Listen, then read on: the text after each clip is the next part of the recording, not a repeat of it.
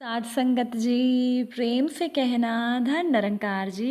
एक नई साखी के साथ स्वागत है आप सभी का आपके ही अपने चैनल पर। आज की साखी का विषय है अहंकार का नाश। तो चलिए सुनते हैं आज की ये खूबसूरत साखी। साध संगत जी, पेड़ की सबसे ऊंची डाली पर लटक रहा नारियल रोज नीचे नदी में पड़े हुए पत्थर पर हंसता और कहता कि तुम्हारी तकदीर में बस एक ही जगह पड़े रहकर नदी की धाराओं के प्रवाह को सहन करना ही लिखा है। देखना एक दिन तुम यूं ही पड़े पड़े घिस जाओगे। मुझे देखो कैसी शान से मैं ऊपर बैठा हूँ। पत्थर रोज नारियल की अहंकार भरी बातों को अनसुना कर देता। समय बीता, एक दिन वही पत्थर घिस घिस कर गोल हो गया और विष्णु प्रतीक शालिग्राम के रूप में जाकर एक मंदिर में प्रतिष्ठित हो गया। एक दिन वही नारियल उन शालिग्राम जी की पूजन सामग्री के रूप में मंदिर में लाया गया। शालिग्राम ने नारियल को पहचानते हुए कहा, भाई देखो, घिस घिस कर परिकृष्ट होने वाले ही प्रभु के प्रताप से इस स्थिति को पहुंचते हैं।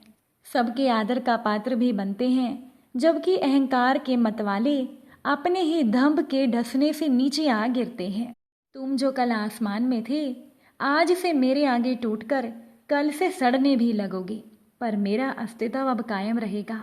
साध संगत जी, भगवान की दृष्टि में मूल्य समर्पण का होता है, अहंकार का नहीं। इसीलिए कभी भी अहंकार ना करें।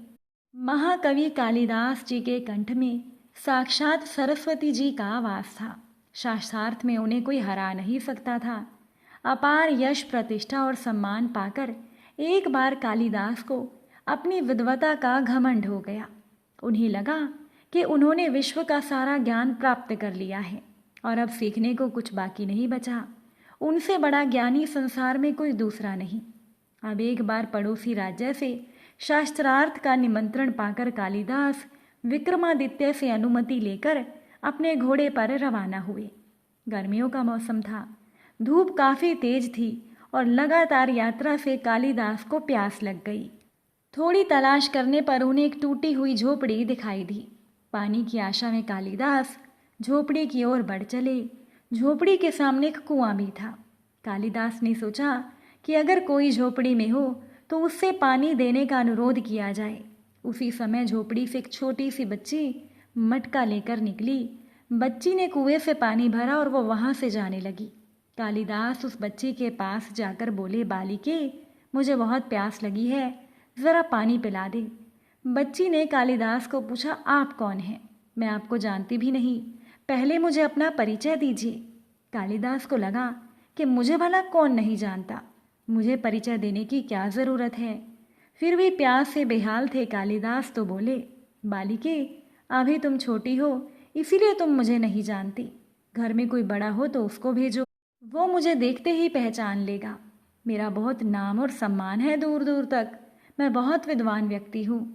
अब कालिदास के बड़बोलेपन और घमंड भरे वचनों से अप्रभावित बालिका बोली, आप असत्य कह रही हैं। संसार में केवल दो ही बलवान हैं और उन दोनों को मैं जानती हूँ।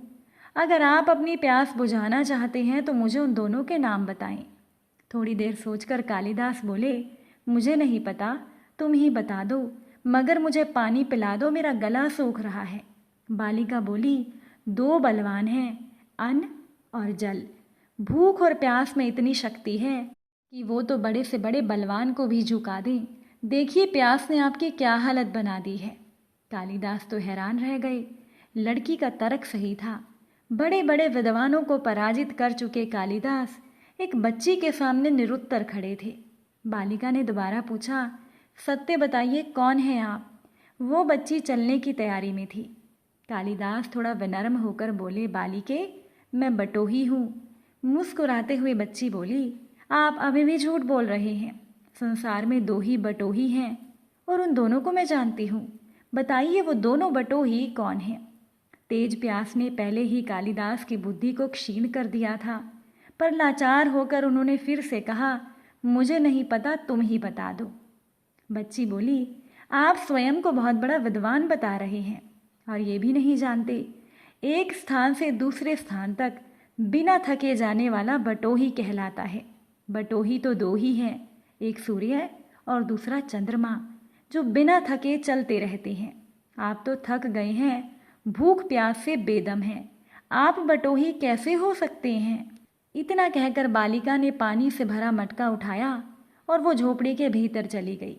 अब तो कालिदास और दुखी हो गए। इतना अपमानित वो जिंदगी में पहले कभी नहीं हुए थे। प्यास से उनके शरीर की शक्ति घट रही थी, दिमाग चकरा रहा था। उन्होंने आशा से झोपड़ी की तरफ देखा, तभी अंदर से एक वृद्ध महिला बाहर निकली। उसके हाथ में खाली मटका था। वो कुएं से पानी भरने लगी। अब तक काफी विनम्र हो चुके कालिदास बोले, माते, मुझे पानी पिला दीजिए, बड़ा पुण्य होगा। वृद्ध महिला बोली, बेटा, मैं तुम्हें जानती नहीं, अपना परिचय दो, मैं तुम्हें पानी जरूर पिला दूंगी। कालिदास ने कहा, मैं मेहमान हूँ, कृपया पानी पिला दे। महिला बोली, तुम मेहमान कैसे हो सकते हो? संसार में तो दो ही मेहमान हैं, पहला धन और दूसरा यौवन। इन्हें जाने में समय नहीं लगता। सत्य बताओ, तुम कौन हो? अब तक के सारे तर्क से पराजित हताश कालिदास बोले, मैं सहनशील हूँ, अब आप पानी पिला दें। महिला ने कहा, नहीं, सहनशील तो दो ही हैं। पहली पृथ्वी, जो पापी और पुण्यात्मा सब का बोझ सहती है।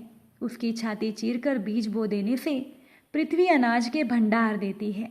और दूसरे वृक्ष, जिनको पत्थर मारो फिर भी वो मीठे फल देते हैं। तुम सहनशील नहीं हो, सच बताओ तुम कौन हो? अब कालिदास लगभग मूर्छा की स्थिति में आ गए और वो तर्क वितर्क से झल्लाकर बोले, मैं हठी हूँ। महिला बोली, फिर झूठ। हठी तो दो ही हैं, पहला नख और दूसरे केश। कितने भी काटो बार बार निकल आते हैं। सत्य कहें ब्राह्मण, कौन है आप? अब पूरी तरह अपमानित और पराजित हो चुके कालिदास ने कहा, फिर तो मैं मूर्ख ही हूँ। महिला बोली, नहीं, तुम मूर्ख कैसे हो सकते हो? मूर्ख तो दो ही हैं, पहला राजा, जो बिना योग्यता के सब पर शासन करता है, और दूसरा दरबारी पंडित, जो राजा को प्रसन्न करने के लिए गलत बात पर भी तर्क करके उसको सही सिद्ध करने की चेष्टा करता है। कुछ बोल न सकने की स्थिति में कालिदास वृद्ध महिला के पैरों में गिर गए और पानी की याचना में गिड़गिड़ाने लगे। वृद्धा ने कहा, उठो वत्स। आवाज सुनकर कालिदास ने ऊपर देखा तो वहां पर साक्षात माता सरस्वती जी खड़ी थी। कालिदास पुनः नतमस्तक हो गए। माँ सरस्वती ने कहा, शिक्षा से ज्ञान आता है, न कि अहंकार। तूने शिक्षा के बल पर प्राप्त मान और प्रतिष्ठा को ही अपनी उपलब्धि मान लिया और अहंकार कर बैठे। इसीलिए मुझे तुम्हारे चक्षु खोलने के लिए ये स्वांग करना पड़ा। कालिदास को अपनी गलती समझ में आ गई और भरपेट पानी पीकर वो आगे चल पड़े। इस तरह से कालिदास के अहंकार का नाश हुआ। साथ संगत जी, अगर आज की ये साखी आपको अच्छी लगी हो तो इसे शेयर ज़रूर कीजिएगा। आप सभी से फिर मुलाकात होगी नई साखी और नए विचारों के साथ। साथ संगत जी, प्यार से कहना, धन निरंकार जी।